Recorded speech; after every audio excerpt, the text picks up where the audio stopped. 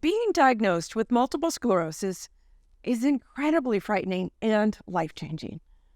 Most of us are overwhelmed by hearing the words, "You have MS." But there is hope. In today's video, I'm going to share the top 10 things I wish I knew when I was diagnosed with MS.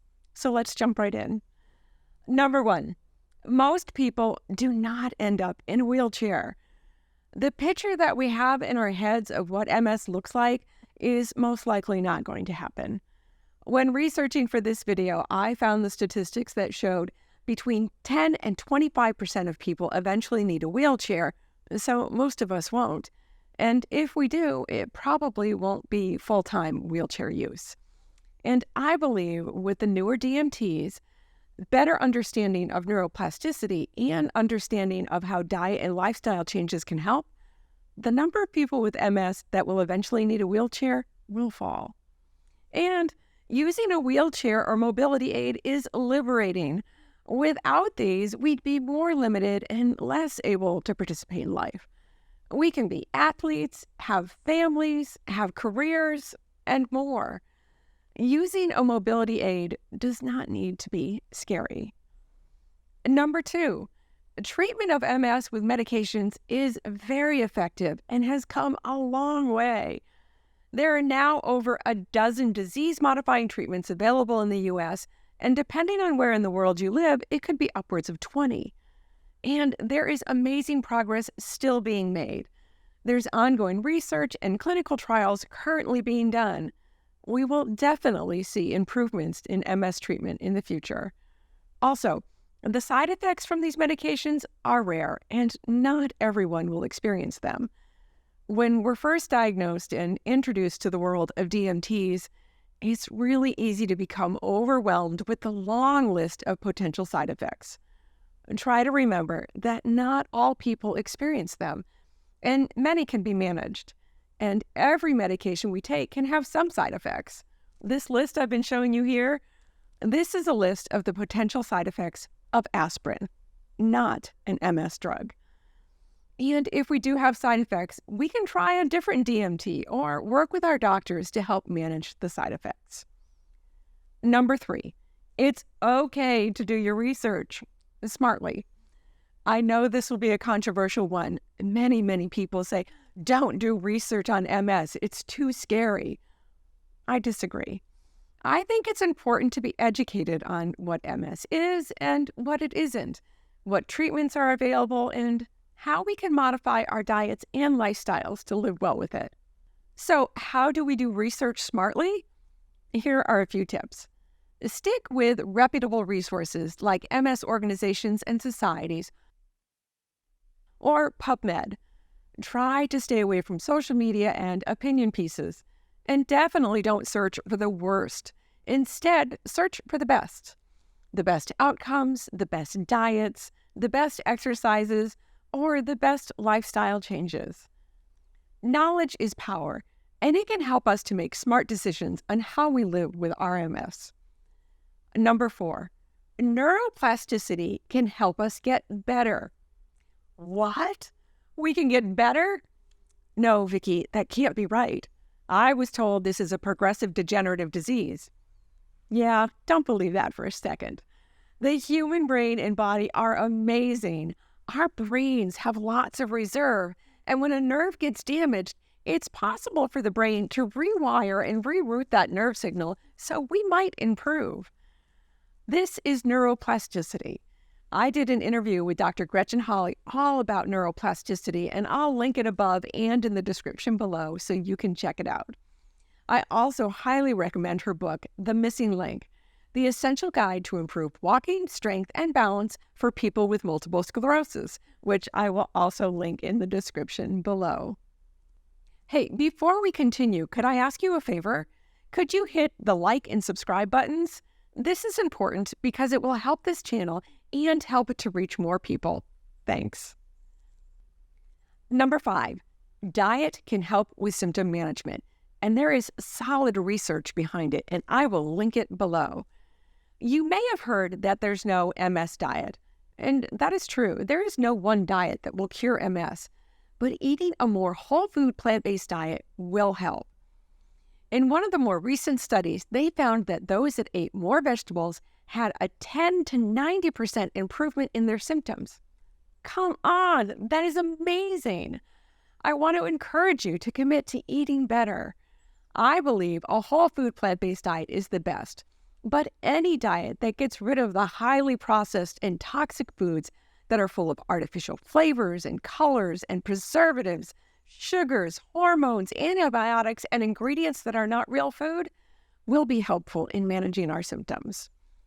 And I also want to encourage you to stop asking your doctors for nutritional advice. It's not fair to them. They are not trained in nutrition. Most doctors receive very little training in nutrition, so it's silly for us to expect them to know about how nutrition can be used to help. Seek out information on nutrition from those who are trained in nutrition, or better yet, get trained yourself. I took a course through eCornell on plant-based nutrition, and I attended a program at the Cleveland Clinic on preventing and reversing disease with food, run by Dr. Caldwell Esselstyn, and I'll put information about these in the description below if you'd like to check them out. Number 6, exercise can help. Some neurologists say exercise is the second best disease-modifying treatment. In fact, it's been called the most effective non-pharmacological symptomatic treatment of multiple sclerosis. Seriously, it can help our symptoms, and exercise training may be necessary for reducing disease progression. There is a lot of research showing exercise can help. In fact, there's now more evidence for the benefits of exercise in MS than any other neurological condition. Definitely talk with your neurologist or MS nurse about meeting with a physical therapist, one that specializes in MS if you can, to find out what exercise routines would be best for you. Research over the past 30 years has underscored a vital role of exercise in symptom management and potential disease modification. What are some of the symptoms of MS that exercise can help with? Excellent question. Aerobic exercise results in improvement of aerobic fitness and reduction of fatigue. Resistance training may result in improved fatigue and ambulation. Flexibility exercises, such as stretching the muscles, may diminish spasticity and prevent future painful contractions. Balance exercises have beneficial effects on fall rates and better balance. And exercise may improve fitness, functional capacity, and quality of life as well. We need to keep moving and reduce our symptoms. Number 7, sleep can help. Magical things happen when we get good sleep. Did you know that most people with MS have sleep disorders, and that not getting good sleep can contribute to worsening of some of our symptoms? It's true, and not getting good sleep can contribute to other conditions.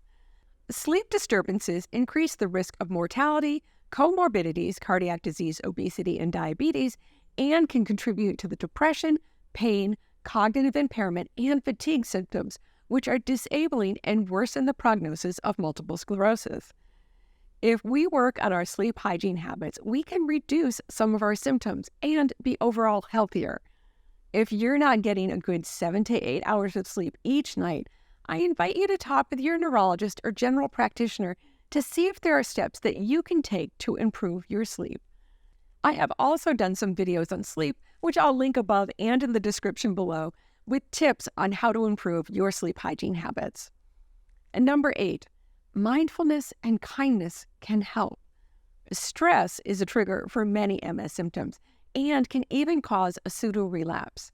In fact, in this review, they found that 85% of MS exacerbations were associated with stressful life events, strongly suggesting a link between stress and disease course. Mindfulness, meditation, and actively cultivating kindness can help. In the same review, it went on to conclude, MS is a disease which can have significant negative effects on quality of life. MS is associated with a higher risk of depression, anxiety, stress, chronic pain, and fatigue, and stress has been shown to worsen MS course. Meditation has been investigated as a possible beneficial intervention for stress and symptom relief for people with MS. How cool is that? There are many types of meditation, and I will put links in the description below to some of my favorite apps that may help you with your meditation practice. Kindness is also very important. When we actively cultivate kindness, we can improve our health and well-being. When we practice kindness, it can decrease our blood pressure and cortisol levels and increase our serotonin, dopamine, and endorphins. All of these can help with our symptoms of depression, fatigue, and pain. And it's not just being kind to others, it includes being kind to ourselves. One of the ways that we can increase kindness towards ourselves is to practice gratitude. It can be as simple as saying thank you, or listing 3 things in a journal each night before we go to bed that we're grateful for from the day. Number 9, we can live well with MS. This is a biggie. When we are first diagnosed, it can seem like our futures have been stolen, or that our lives will not turn out how we envisioned they would. There are millions of people living with MS, and they're doing amazing things. They live active, rich, and fulfilling lives. I encourage you to focus on what we can do. Focus on what we can eat. Focus on how we can move. Focus on the many wonderful things we're able to participate in. Focus on the good things in life. I now look at my MS as a condition I live with. Everyone has something. Mine just happens to be MS. Number 10, be gentle with yourself. You can deal with this, and you will deal with it. It may not be all right, but it will be okay. Listen to your Aunt Vickie. It won't always be hard. It can get easier, and with perspective, it gets better. When I look back on how stressed I was the first year or 2 after my diagnosis, I wish I could go back and give that girl a hug and tell her not to be so hard on herself. It can be so easy to fall in the habit of judging ourselves and our symptoms harshly, or to get angry with our disease. When I had a shift in my attitude from frustration, anger, and fighting my MS to a more gentle and caring attitude, it helped a lot. When it comes to our thoughts and actions on living with our MS, try thinking of it as caring for someone that you deeply love or care about. I invite you to take exquisite care of yourself. You deserve it. Our bodies are in a state of dis-ease. Taking exquisite care of ourselves with medication, diet, exercise, sleep, and kindness, we can help ourselves to live well with our MS.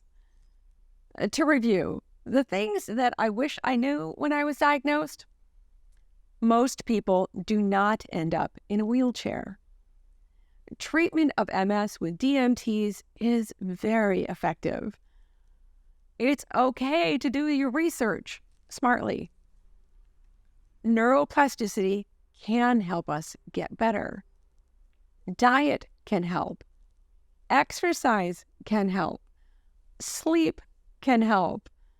Mindfulness and kindness can help. We can live well with MS. And be gentle with yourself. If you'd like a free PDF version of this list that you can print out and hang as a reminder to help you live well with your MS, see the link in the description below. What would you add to this list? What are some of the things that you wish you'd known when you were first diagnosed? Let me know in the comments below. For more on living well with MS, check out these videos next. And don't forget to like, subscribe, and sign up for my newsletter using the link below. Until next time, be well.